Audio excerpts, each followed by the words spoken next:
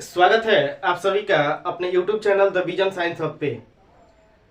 कल की क्लास में हमने प्रकाश के इतिहास के बारे में पढ़ा था और प्रकाश का जो है डिफिनीशन पढ़ा था कि एक्चुअली प्रकाश का डिफिनीशन क्या है और उससे संबंधित जो भी तथ्य है उसके बारे में चर्चा किया था।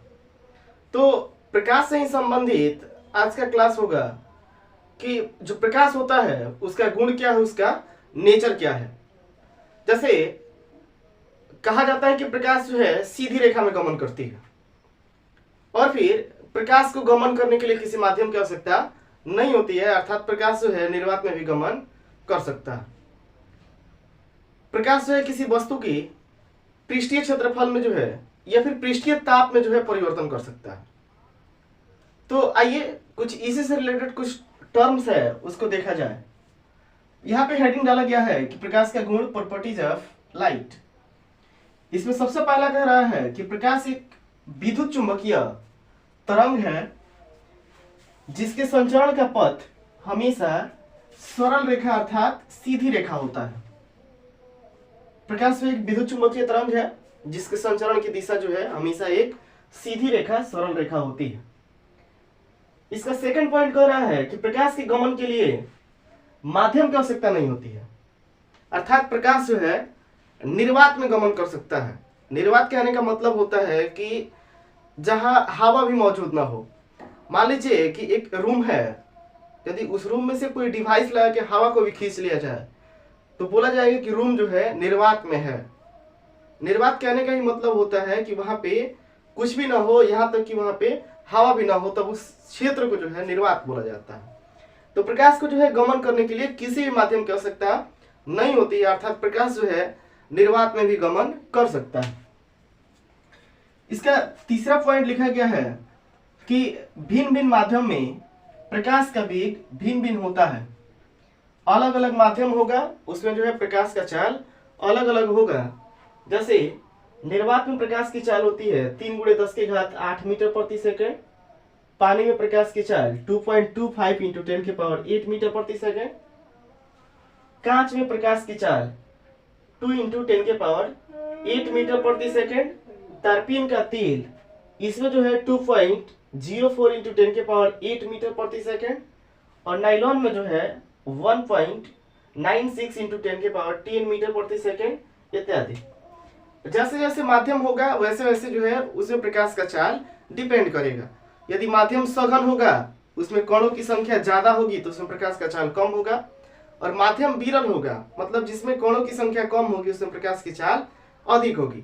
यदि मान लीजिए कि हम कंपेयर करें कि एक दीवार हो और हवा हो तो किसमें प्रकाश की चाल अधिक होगी? स्पष्ट बात है कि हवा में जो है प्रकाश की चाल अधिक होगी, क्योंकि दीवार जो है उसमें कणों की संख्या अधिक है, वो सघन माध्यम है, जबकि हवा जो है उस दीवार की अपेक्षा विरल माध्यम है। इसीलिए जो वायु का वेग है, जो प्रकाश का वेग है वायु में ज्यादा होगा, हवा में ज्यादा होगा उस दीवार की अपेक्षा। इसका चौथा लिखा गया है कि प्रकाश एक अनुप्रस्थ तरंग है। अनुप्रस्थ कहने का मतलब है कि जिस तरंग का संचरण जो है गर्त और श्रृंग के रूप में होता है इस क्रम में। तो प्रकाश जो एक अनुप्रस्थ तरंग है जिसका संचरण श्रृंग तथा गर्त के रूप में होता है। श्रृंग कहने का मतलब है कि जो अब यहां से यदि इस डिस्टेंस को बोला जाएगा कि श्रृंग है, फिर ये डाउन हो रहा है तो इसका जो यहां से लेके यहां तक का डिस्टेंस है इसको बोला जाएगा गर्त। तो प्रकाश जो है एक बार श्रृंग एक बार गर्त हो के आगे की तरफ जो है बढ़ता है, इसीलिए कहा जाता है कि प्रकाश जो एक अनुप्रस्थ तरंग है। लिखा गया है यहाँ पे कि प्रकाश एक अनुप्रस्थ तरंग है जिसका संचरण श्रृंग तथा गर्त के रूप में होता है या फिर श्रृंग या गर्त माध्यम में होता है। पांचवा लिखा गया है कि प्रकाश किसी वस्तु के पृष्ठीय ताप में परिवर्तन कर देता है। किसी वस्तु को जो है प्रकाश गर्म कर सकता है, उसके टेम्परेचर को जो है परिवर्तित कर सकता है। और फिर इसका छठा लिखा गया है कि प्रकाश जब एक माध्यम से दूसरे माध्यम में प्रवेश करता है तो उसकी आवृत्ति अपरिवर्तित रहती है तथा तरंगदैर्घ्य एवं वेग परिवर्तित हो जाता है। ध्यान रखना है यहाँ पे, कई बार जो है इसको बड़े बड़े एग्जामिनेशन में भी पूछा गया है कि प्रकाश जब एक माध्यम से दूसरे माध्यम में प्रवेश करता है तो वह कौन सी ऐसी भौतिक राशि है जो परिवर्तित नहीं होती है। तो ध्यान रखना है कि आवृत्ति जो है परिवर्तित नहीं होती है जब प्रकाश एक माध्यम से दूसरे माध्यम में प्रवेश करता है, तो इसकी आवृत्ति जो है अपरिवर्तित होती है, जबकि तरंगदैर्घ्य एवं वेग जो है परिवर्तित होते रहता है। और इसका लास्ट पॉइंट लिखा गया है, 7 नंबर लिखा गया है कि किसी माध्यम में प्रकाश की चाल का परिमाण माध्यम के घनत्व के व्युत्क्रमानुपाती होता है, अर्थात C जो है रिवर्स प्रोपोर्शनल या फिर इनडायरेक्टली प्रोपोर्शनल जो है D का होता है। यहाँ पे C जो है प्रकाश की चाल है और D जो है माध्यम का घनत्व होता है। जैसे जैसे प्रकाश का चाल बढ़ेगा, इसका मतलब ये हुआ कि उस माध्यम का जो भी घनत्व है, डेंसिटी जो है वो कम है। रिवर्स का ही मतलब होता है कि एक घटेगा तो दूसरा बढ़ेगा, दूसरा यदि बढ़ रहा है तो पहला जो है घटेगा, विपरीत का होता है। तो यदि प्रकाश की चाल बढ़ रहा है, इसका मतलब यह है कि माध्यम का जो भी कोण है वो विरल है, दूर दूर है, इसीलिए प्रकाश की चाल बढ़ रही है। यदि प्रकाश का चाल घट रहा है, इसका मतलब ये हुआ कि माध्यम जो है सघन है, इसमें कोणों की संख्या जो है ज्यादा है। तो यहाँ पे लिखा गया है कि C जो है व्युत्क्रमानुपाती होता है D के, जहाँ D जो है माध्यम का घनत्व होता है और C जो है प्रकाश का चाल होता है। तो जैसे जैसे घनत्व बढ़ेगा प्रकाश का चाल कम होगा, और जैसे जैसे घनत्व घटेगा प्रकाश का चाल अधिक होगा। ये रहा प्रकाश का गुण। आप लोग इसको स्क्रीनशॉट लीजिए और इसको जो है अच्छा से नोट्स बनाइए। नोट्स रहेगा तो फिर आगे पढ़ाई करने में कोई ज़्यादा दिक्कत नहीं होगी। और फिर आप अपने सुविधा के अनुसार जो है स्पीड को घटा लें या फिर बढ़ा लें, और फिर जो है वीडियो की क्वालिटी भी जो है अपने सुविधा के अनुसार घटा या बढ़ा सकते हैं। इतना स्क्रीनशॉट लीजिए, फिर हम आगे बढ़ते हैं।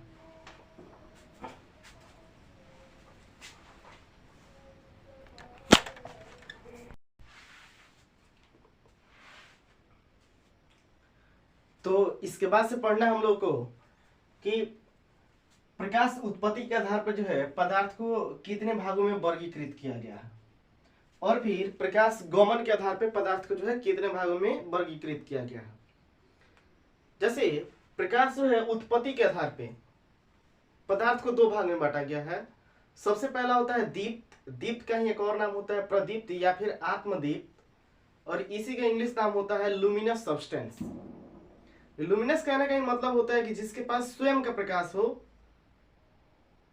वह जो है स्वयं के प्रकाश से प्रकाशित होता होगा। जैसे सूर्य जो है उसके पास स्वयं का प्रकाश है, या फिर तारा देख लिया जाए तो तारे के पास भी जो है अपना प्रकाश होता है। तो जिसके पास अपना प्रकाश होता है उसको बोला जाता है दीप्त पदार्थ या फिर प्रदीप्त पदार्थ या फिर आत्मदीप्त पदार्थ, और इंग्लिश में उसी का नाम होता है लुमिनस सब्सटेंस। और अदीप्त या फिर अप्रदीप्त कहने का मतलब है कि जिसके पास स्वयं का प्रकाश नहीं होता है, वो किसी दूसरे के प्रकाश से प्रकाशित होता है, चमकता है। तो इन सब पदार्थ को जो है अदीप्त पदार्थ या फिर अप्रदीप्त पदार्थ बोला जाएगा।